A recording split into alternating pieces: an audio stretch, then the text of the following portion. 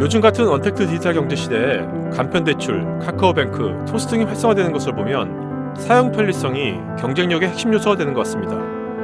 또한 데이터 3법, 간편결제, 사설 인증 같이 이러한 환경을 가속화시키는 것이 발생되고 있습니다. 하지만 금융 서비스가 편리해질수록 편리함의 빈틈을 노리는 사이버 범죄인 크리덴셜 스터핑이 확산되고 있습니다. 크리덴셜 스터핑이란 유출된 사용자의 아이디, 패스워드, 신용카드 번호 등을 갖고 자동화 툴을 이용해서 금융, 소셜, 유통 등 다양한 온라인 사이트를 접속해서 금전적 이득이나 중요 정보 악용을 하는 사이버 범죄입니다. 이미 페이팔, 토스, 스타벅스 같은 잘 알고 있는 온라인 서비스들도 크레덴셜 스터핑의 피해를 보고 있습니다.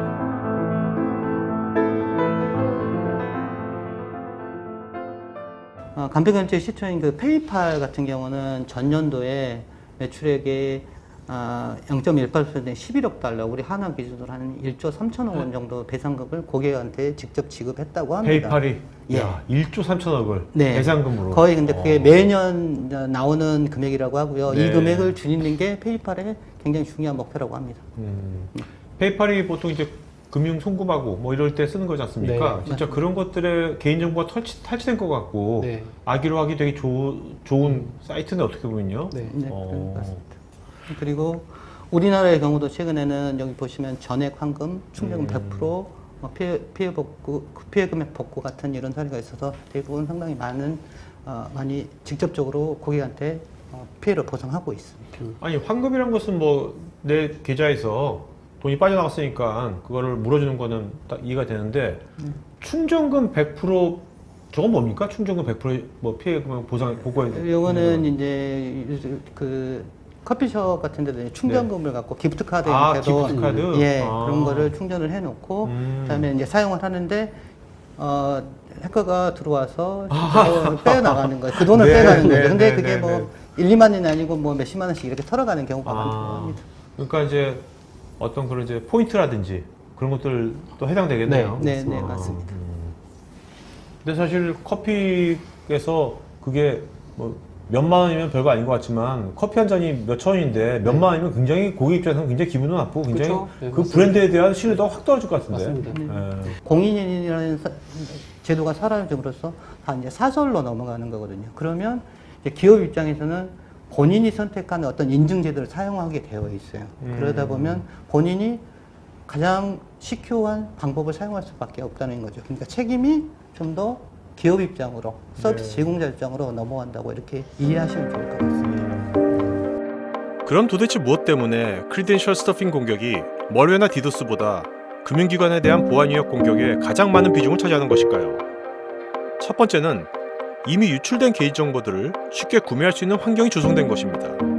이쪽에는 국내 개인 금융 정보가 유출된 건인데 2017년부터 2020년까지 규모도 확대되고 건수도 훨씬 더 많아지는 이런 거, 그리고 CVC나 카드 비밀번호 같은 정보도 유출이 되고 있습니다. 네.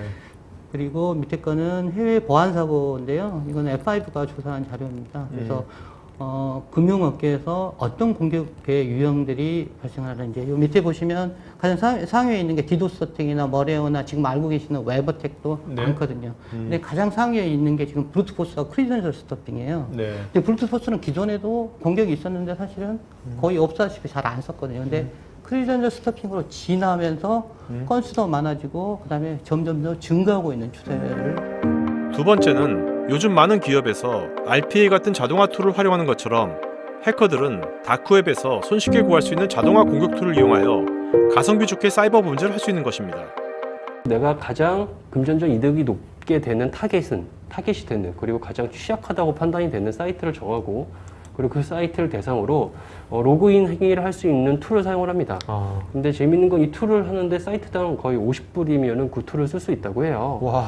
그리고 공격자 입장에서는 툴을 사용할 때 많은 툴을 사용을 하고, 그리고 자기가 탐지되는 걸 아닌 걸 방지하기 위해서 봇을 쓰거나 아니면 프록시 방식을 통해서 사용을 합니다. 그래서 약 한 1000개의 IP에 $2밖에 안 된다는 얘기가 있고요.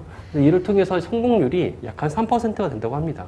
성공이 되면 그 성공되어 있는 계정을 통해서, 침투를 통해서 또 다른 금전적 이득을 얻고 있습니다. 지금 이렇게 보면 원가는 되게 얼마 안 나가는 것 같고요. 네. 3%도 이제 큰 거지 않습니까? 네. 이게요. 네. 이렇게 되면 이것을 뭐 사업적으로 봤을 때 네. 해커 집단에서 이거는 네. 굉장히 할 만한 사업이다 생각하고 있을 것 같은데요. 네, 맞습니다. 세 번째는 크리덴셜 스터핑의 성공 확률이 평균 3%이므로 휴먼 클릭판과 같이 보시 아닌 저임금의 사람들이 더 세밀한 공격을 하기도 합니다. 악의적인 집단 입장에서는 금전적인 취득을 위해서 네. 사람을 사용하는 경우가 있거든요. 그래서 이거를 저희가 뭐 매뉴얼 워크 어택이라고 얘기하는데 네. 그게 오히려 더 그 중요 정보나 아니면 카드 정보나 아니면 CVV 넘버나 아니면 그걸 통해서 다른 악의적인 사이트에 대한 계좌 이체를 한다든지 이러한 금전적을 할 수 있는 부분에 대한 공격 유용도 이 더 리스크가 크다고 보면 될 것 같습니다. 정말 저희가 미드 같은 거 보면 네. 어디 방글라데시야 어떻게 이상한 데다가 사람들이 네. 따닥 앉아가지고 네. 컴퓨터 막 앞에서 하는 거 맞습니다. 그런 거 말씀하시는 거네요. 난닝구 있고 네. 옆에 돈 쌓여 있고 네. 그렇습니다. 그런 거 말씀하시는 거네요. 야 그게 현실이구나. 네. 그렇다면 이런 크리덴셜 스터핑을 어떻게 막을 수가 있을까요? 정상 사용자의 불편함을 최소화하면서 인간의 행동을 모방하는 보시나 클릭판과 같은 악의적 사용자만 차단하는 것이 해결 방안이 될 것입니다. 전 세계 탑5 금융기관들의 절반 이상의 크리덴셜 스터핑 공격을 막아주고 있는 쉐이프 시큐리티를 살펴보겠습니다. 쉐이프가 만들어진 것은 이런 그 취약성에 관련된 공격 방어가 아니라 네. 사기성 공격들, 그러니까 아, 크레딧 네. 스토핑도 하나의 예가 되겠죠. 이러한 사기성에 대한 공격들을 어떻게 진화되게 막는지에 네, 대한 네. 걸 알겠어요. 확인하기 위해서 네, 네. 뭐 AI나 아니면 아. 머신러닝 기법을 이용을 해서 사용을 하고 있습니다. 그래서 쉐이프 시큐리티 같은 경우는 이런 그 사이버 시큐리티 영역 중에서 지금 인정을 받을 만큼 포튠에 인정 리스트업 될 만큼 그 펀딩을 받는 그런 그 AI 기술에 좀 네. 특화되어 있는 회사고요. 그리고 AI에 관련된 특허 관련돼서도 사이버 시큐리티 분야에서 가장 많은 이런 특허 기술을 갖고 있는 회사입니다. 보시는 것처럼 약간 이 노란색 같은 경우가 바로 악의적인 자동화된 툴에 의해서 발생되는 그런 트래픽이라고 보시면 되고요. 그다음에 녹색 같은 경우가 바로 정상적인 사용자 트래픽이라고 보시면 됩니다. 네. 그럼 이제 보시면 재밌는 게 탐지를 하다가 저희가 차단을 딱 걸었어요. 차단을 딱 걸면 우선 차단이 됩니다. 차단이 되지만 어태커 입장에서는 내가 얘를 다시 한 번 더 공격하기 위해 새로운 툴을 이용한다든지 아니면 또 새로운 또 진화된 공격을 이용해서 또 공격을 발생을 시켜요. 네. 저희 입장에서는 이거를 한 번에 막을 수도 있지만 못 막을 수도 있습니다. 그만큼 또 저희의 그러한 SOC 팀이나 아니면 저희의 그 진화된 기능을 이용을 해서 또 새로운 부분을 탐지될 수 있는 구분자를 찾아내서 저희가 방어를 하는 그런 방법을 이용하게 되고요. 네. 그 맨 마지막에 이제 공격자들은 더 이상 내가 이 사이트를 공격해야 될 가치나 아니면 비용이 올라가게 되면 포기를 하겠죠. 쉐이프 시큐리티는 세 가지 방식으로 크리덴셜 스터핑 공격을 무력화시키고 있습니다. 첫째는 AI를 활용해서 사용자 환경, 행동, 네트워크 관점으로 비정상 트래픽을 감지하는 것입니다. 첫 번째는 바로 사용자에 관련된 내가 진짜 사용자에 맞는 환경인지, 네. 즉 내가 뭐 아이폰을 하거나 아이폰을 가지고 있거나 네. 아이폰으로 크롬을 쓴다든지 아니면 내가 정말 그 크롬에 맞는 아니면 그 환경에 맞는 네, 이러한 네, 정보들을 저희가 수집을 하고요. 네. 그리고 행동이라는 얘기는 내가 진짜 사람에 대한 행동을 가지고 있는지 사람같이. 사람같이. 근데 이러한 것들을 저희는 텔레미트리라고 얘기를 하죠. 즉 원격 측정 기법을 이용을 해서 저희가 사용자의 환경과 그다음에 정말 사용자에 대한 행동을 저희가 수집을 합니다. 네. 그리고 네트워크 같은 경우는 실제 이 네트워크 단에서 저희 그 SOC 팀 내에서 이 사용자에 대한 뭐 블랙리스트나 아니면 데이터 기반 하에 네트워크로 정확하게 들어왔는지에 대한 부분을 저희가 판단을 하고 있습니다. 네. 두 번째는 블랙피쉬라는 유출된 개인정보에 대한 인텔리전스 서비스를 제공하고 있습니다.